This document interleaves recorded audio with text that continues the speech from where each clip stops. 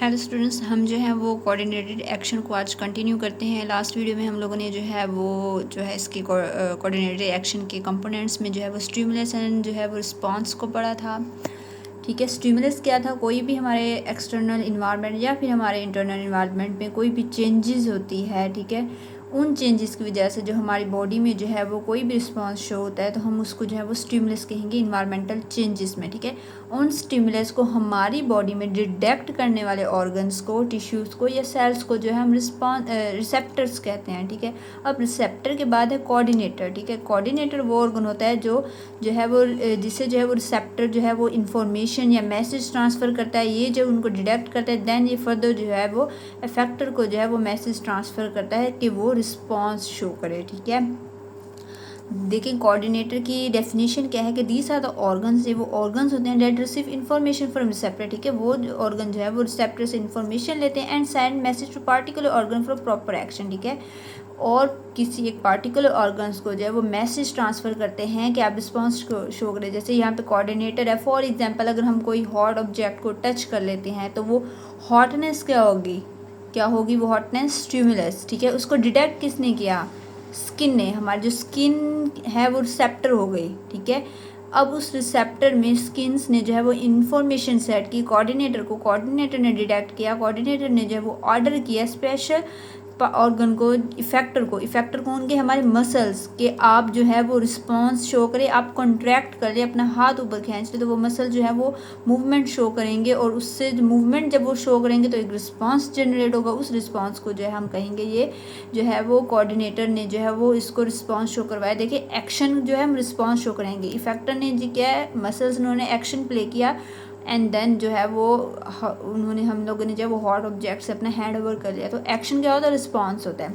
अब ये कोऑर्डिनेटर, जिस तरह कोऑर्डिनेशन 2 टाइप्स की होती है, nervous coordination and chemical coordination, इस तरह कोऑर्डिनेटर भी फिर 2 टाइप्स के होंगे, nervous coordinator and chemical coordinator. तो सबसे पहले नर्वस कोऑर्डिनेटर है, हमारे नर्वस सिस्टम में जो है वो जो कोऑर्डिनेटर होता है वो होता है ब्रेन एंड स्पाइनल कोड। ठीक है, हम इनको जो है वो कलेक्टिवली सेंट्रल नर्वस सिस्टम भी कहते हैं। ठीक है, हमारे नर्वस सिस्टम 2 टाइप्स के होते हैं, एक होता है सेंट्रल नर्वस सिस्टम, एक होता है पेरिफेरल नर्वस सिस्टम। ठीक है, लेकिन नर्वस कोऑर्डिनेटर कौन से होते हैं? Central nervous system. ठीक है, जिसे हम स्पाइनल कोड एंड ब्रेन कहते हैं, वो एक्ट ऐसा कोऑर्डिनेटर के तौर पर करते हैं। ठीक है, they receive information send through neuron in the form of nerve impulse. ठीक है, इनको जो है वो इन्फॉर्मेशन भी नर्व इम्पल्स एक करंट की फॉर्म में मिलती है।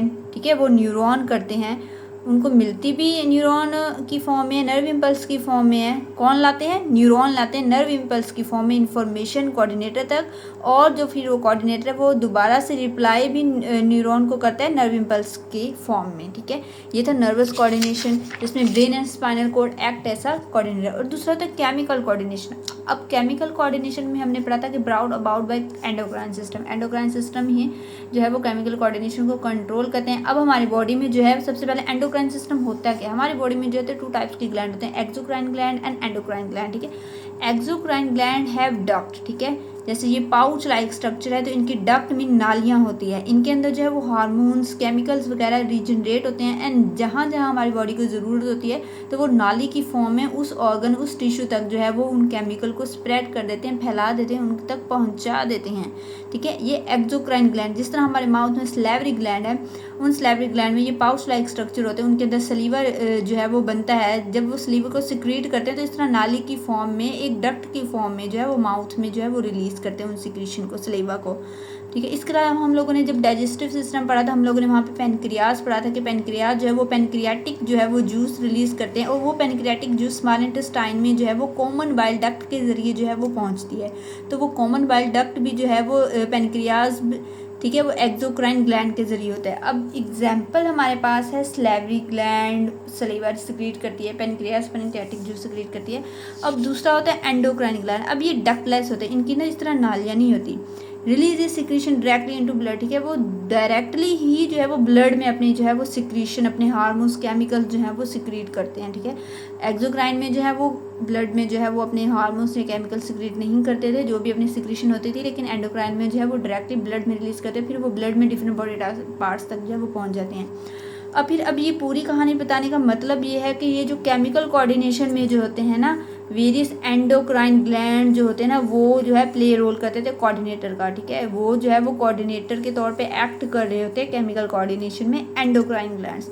They receive information in the form of various chemical, क्योंकि ये केमिकल को सिक्रीट करते हैं तो ये इन्फॉर्मेशन भी केमिकल फॉर्म में लेते हैं और दोबारा से मैसेज को भी ना सेंड करते हैं केमिकल की हार्मोन्स की फॉर्म में इन द ब्लड, लेकिन ब्लड में, राइट। लेते भी किस में हैं, केमिकल या हार्मोन्स की केमिकल्स की फॉर्म में, लेकिन send message bye secreting particular hormone है, वो अपने रिस्पांस में जो है एक पार्टिकुलर हार्मोन्स को सिक्रेट करते हैं ब्लड में। जबकि नर्वस कोऑर्डिनेशन में क्या हो रहा था कि वो नर्व इम्पल्स की फॉर्म में न्यूरॉन से जो है वो मैसेज को ले भी रहे थे और दे भी रहे थे। तो ये हमारा था कोऑर्डिनेटर जो है वो कोऑर्डिनेशन एक्शन में जो है वो कोऑर्डिनेटर कैसे। अब नेक्स्ट वीडियो में हम इफेक्टर को पढ़ेंगे और रिस्पांस को पढ़ेंगे, राइट। इसमें क्या था, स्टिमुलस एक्सटर्नल इन्वायरमेंट कोई भी चेंज हो रही थी, चाहे वो हमारी बॉडी के अंदर हो चाहे वो बाहर हो, तो वो चेंज जो होता है उसे हम स्टिमुलस कहते हैं। अब उस चेंज की वजह से हमारी बॉडी के अंदर वो कुछ रिसेप्टर्स होते हैं जो उनको डिटेक्ट करते हैं उन चेंजेस को, ठीक है, उनको कैचअप करते हैं और फिर यहाँ पे इन रिसेप्टर के ऊपर नर्व इम्पल्स न्यूरॉन या केमिकल्स होते हैं वो फिर कोऑर्डिनेटर तक पहुँचा देते हैं उस मैसेज को, भाई फलां ये चीज़ हो गई है, हम क्या करें अब। फिर जो कोऑर्डिनेटर होता है वो आगे हुक्म देता है, ठीक है, उसके बाद वो रिप्लाई करता है जो भी पार्टिकुलर ऑर्गन होता है वहाँ तक, एंड वो पार्टिकुलर ऑर्गन जो है वो अपना एक्शन प्ले करता है, उस एक्शन को हम जो है वो रिस्पांस कहते हैं। आई होप कि ये समझ आ चुका होगा। नेक्स्ट वीडियो में हम जो है इस इफेक्ट और रिस्पांस को पढ़ेंगे, देन जो है वो हमारा कोऑर्डिनेटर जो है एक्शन कंप्लीट हो जाएगा। ये पूरा जो है ये लॉन्ग क्वेश्चन में भी पूछा जाता है या फिर शॉर्ट क्वेश्चन में भी पूछा जाता है, 1-1 करके इनको जो है वो शॉर्ट क्वेश्चन में भी पूछा जाता है।